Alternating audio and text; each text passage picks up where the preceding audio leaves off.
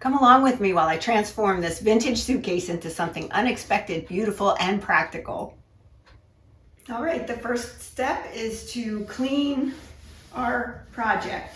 So this suitcase came out of the Goodwill bins, which I think is where things that are at Goodwill that are not purchased end up at the Goodwill bins. I went there for the first time yesterday, and this was a $3 purchase. So we're going to try to clean it up to the degree that we can, just using some Dawn dish detergent and warm water and a microfiber cloth. This is in fairly good shape though. I like the lines of this project. The shape of it is very nice for what I have in mind. Okay, so we have our spackle here, and I have a couple of different size putty knives to try, and I'm just going to put a little bit right on this section here where it's nicked up a little bit so we can smooth that out. So we're going to see if taking a heat gun to this will enable us to remove the liner. Let's see what we can get off. I don't really know if the heat is helping, but as long as it comes off this much, we'll be able to cover it with some new vinyl or paper or fabric.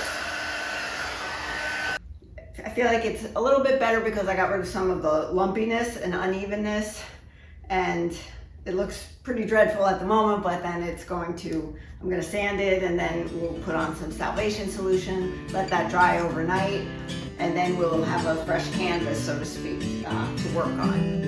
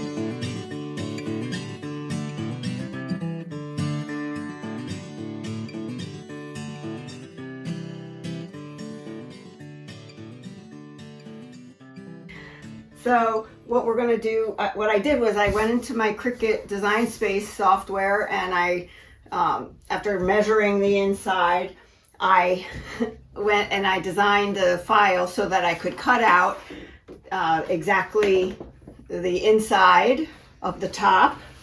This one is the top. And the inside of the bottom, which they look like they are the same, but they're not quite the same. So once I cut it out with the Cricut, then I was able to fit it in and make a few tiny adjustments. And it was just very helpful to have an accurate rectangle to start with.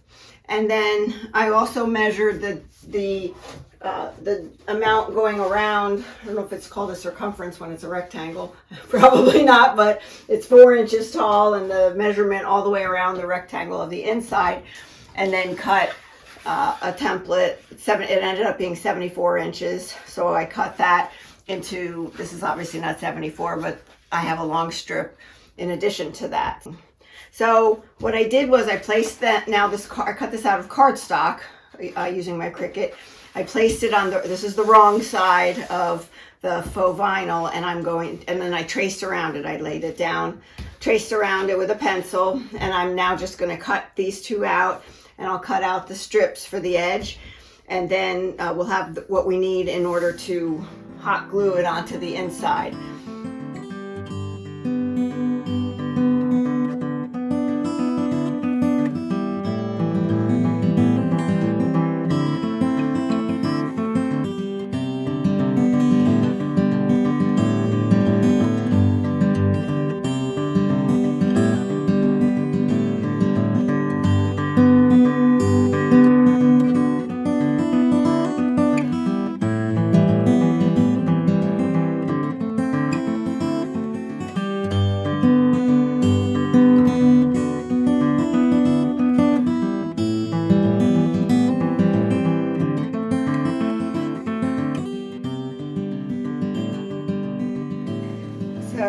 this is just a dry fit. If we put this, see if I can get this to stay on the top. And that'll be fitted more properly eventually. Then these are the sides. Put this one down because there's a funny cut on it. Oops. So this will go around. And then I have another piece for the front.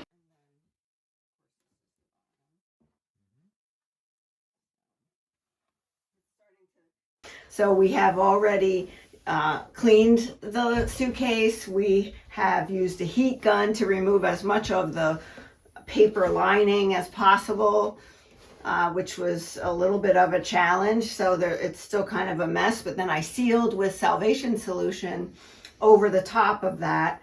And I'm hoping that that will help give us a nice finish once I get probably 2 coats of paint. I'm using DIY Sandy Blonde paint, which is a clay-based paint. And probably it'll take 1.5 to 2 coats to get this finished.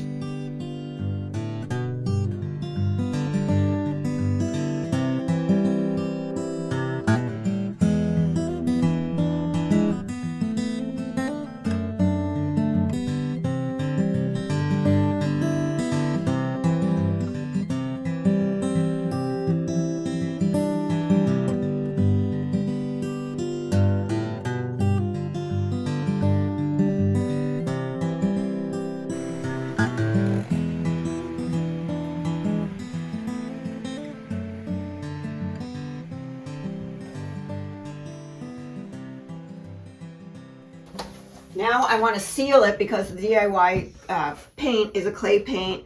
I want it to be sealed.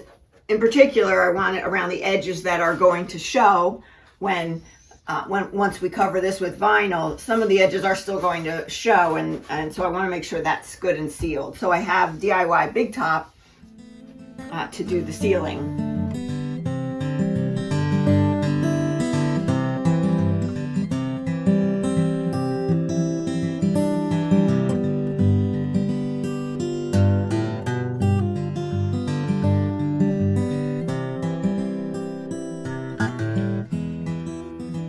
On to the next step. We are going to use Heat and Bond, and this is the Ultra Hold Heat and Bond, which you cannot stitch through with a sewing machine. They have Heat and Bond Light, which you can use as a temporary bond and then stitch with a sewing machine. But we're not going to be stitching it. We want Ultra Hold. So we're using this Heat and Bond to attach our vinyl pieces to the interior of the suitcase. So first we need to attach it to the back of the vinyl pieces, and then we're going to attach to the suitcase. So that will involve heat. We're not at that point quite yet because we need to cut out our pieces of Heat and Bond. So this comes in various ways, but I like to buy it in a roll. You know what? I'm actually not going to use a rotary cutter on that because you want your Heat and Bond to be slightly smaller than your piece. And I don't want to cut this actual piece smaller than it should be. So I'm just going to use a pencil and trace around this piece. And then when I cut it out with a pair of scissors or using the rotary cutter, I'll just go slightly to the inside of the line. So we have our Heat and Bond Ultra cut out just slightly smaller than our vinyl pieces. Okay, so here's an example of one of our vinyl pieces. And then the Heat and Bond has a paper side and a rough side. So the rough side, that's the adhesive. So we're in essence going to add the adhesive to the back of the vinyl, then we're going to take the vinyl and adhere it to the inside of the suitcase. Right now we're just going to do all the pieces, getting the Heat and Bond on. It's a little hard to see because everything's beige here, but that is what we're doing. And there's about, I'd say, between a 1/16 and a 32nd of an inch between the paper and the edge of the vinyl. And then all it takes is 2 seconds. You have your iron on medium heat, no steam. Just press it for 2 seconds, and I'm going to go across the whole strip until it is adhered. Just moving it and pressing it for just 2 seconds. That's step one. When that cools, now it is adhered. When that cools, we're going to peel the paper off, and we'll be left with the adhesive on the back of the vinyl, and we'll attach it to the suitcase. Okay, here is the top of the inside of the suitcase. Again, then we have the right side of the vinyl. So I just used a folded up nice thick towel as my surface. And then I'm lining up my heat and bond so to be sure that nothing overlaps onto the towel and that it just fits nicely right on the inside of our piece. And we're going to do 2 seconds.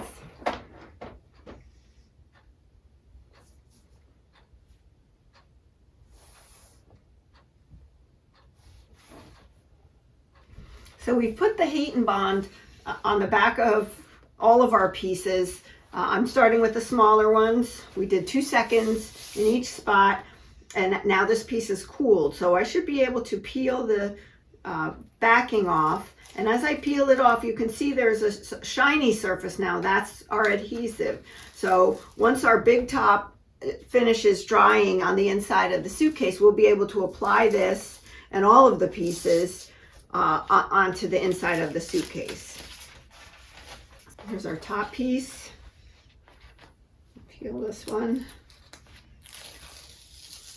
Amazing how just 2 seconds with the iron, with a medium iron, really adheres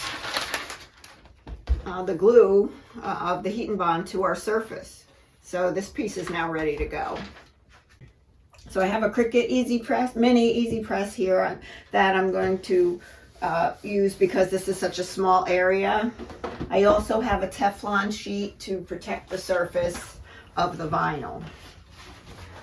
It definitely fits nicely. This little mini press is a good size for this.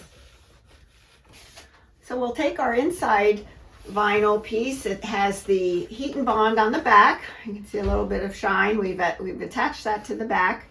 And now we're going to lay it on the inside of our suitcase and then just start pressing. Okay, here we go. This nice big sheet of protective Teflon paper. I'm just going to get started. Now they said 6 seconds for cotton, 8 seconds for thicker materials. This is definitely thicker. Have it on a medium heat setting. So we'll go about 8 seconds.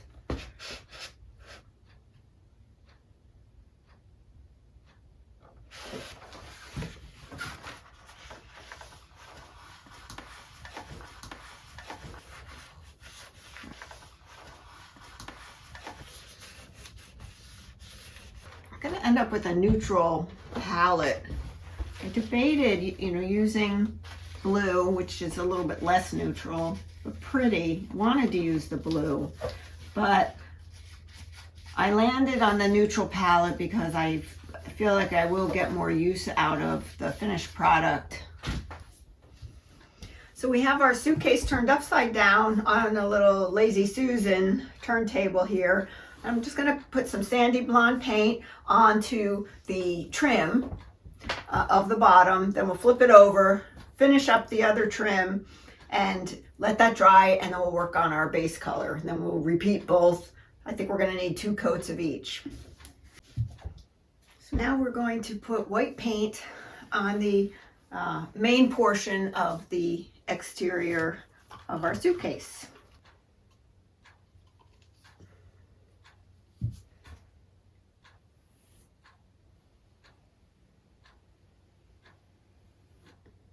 We're going to do a grain sack stripe on the front. When I opened the suitcase, I was reminded that this blue ledge is standing out. We have the white on the outside and the tan on the inside, sandy blonde. We definitely don't want a blue rim, so I'm just going to touch that up with some white Swan paint.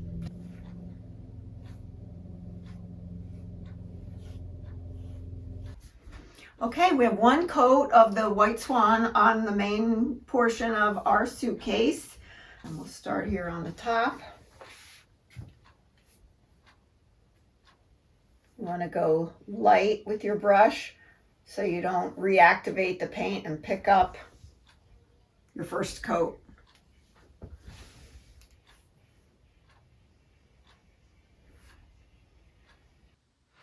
Okay, we're ready to work on our stencil now. So I've begun taping our JRV grain sack stencil. I'm going to tape the other side, and then we'll put some sandy blonde paint on the stripes in the center.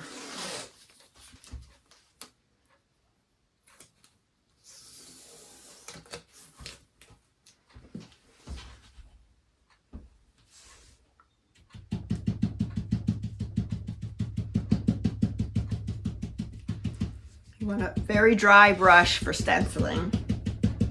I'm offloading quite a bit.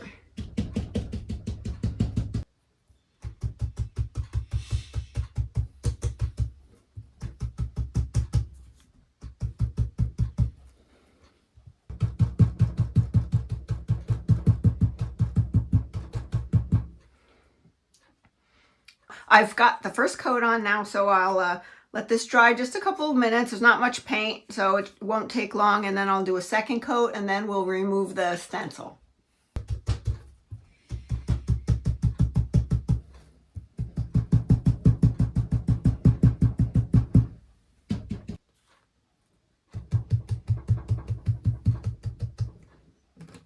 Okay.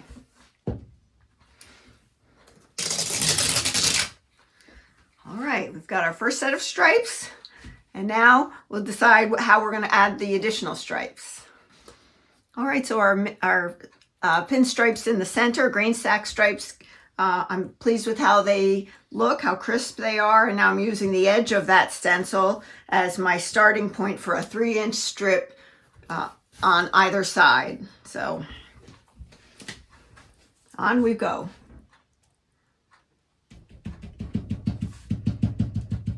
Again, I'm offloading my brush. Well, this is a very big area, so we'll see how that goes.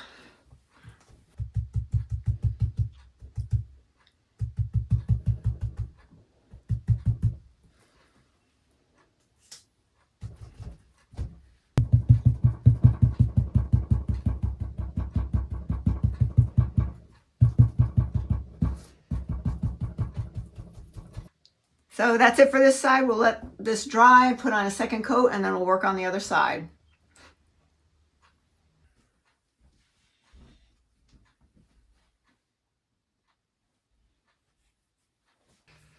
So it's time for our final stripe now, the wide stripe on the right. Here we go.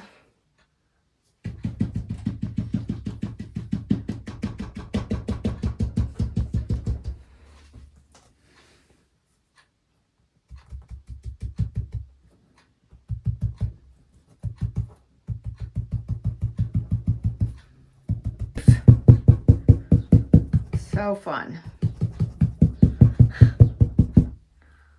All right, we'll let that dry, and then we'll do a second coat. Okay. And now we'll pull these off. Woo, love it. Love the reveal.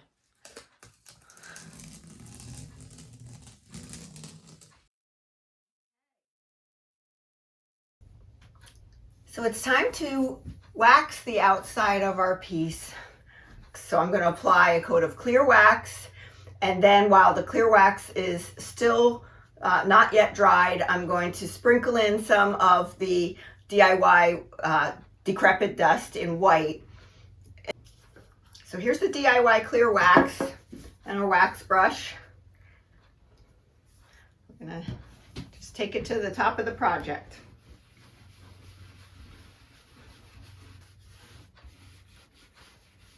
Already looks better. Got a little bit of a thin coat of the clear wax on. Now we're going to add a little bit of the Decrepit Dust.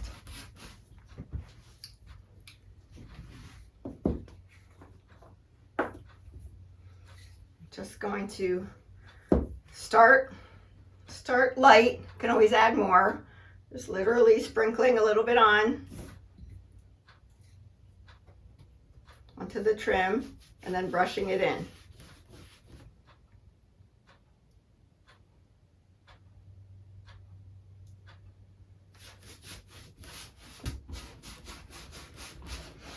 And then again, you can see the difference between with the Decrepit Dust and without. Okay, so we'll let that dry overnight and see what it looks like in the morning. So our wax has had a chance to cure overnight. It's been about actually 18 hours, and now we're gonna buff it. I have lint-free cloth, microfiber cloth, and I have a couple of buffing brushes. This is actually a brush that I found at Goodwill. It's a horse brush that I got for $2.99. I found that. I thought that was a real find.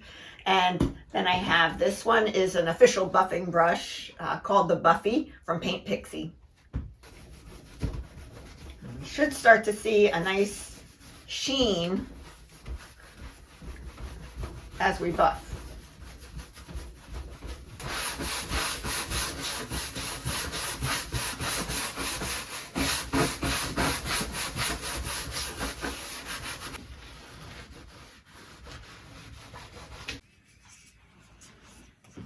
So now we're going to paint the hardware, at least part of the hardware. We'll start on this entire rectangular piece and we'll do the underside of this part of the latch. Allow that to dry and then we'll close it and paint the top of it. Okay, so we have a little bit of paint. It has a nice shimmer to it. It's very similar in color to our trim, so I'm optimistic that it's going to look nice. I think I'll start here because this part's not really going to show very much. This is an acrylic paint by Faux. Soap and water cleanup, which is what we like.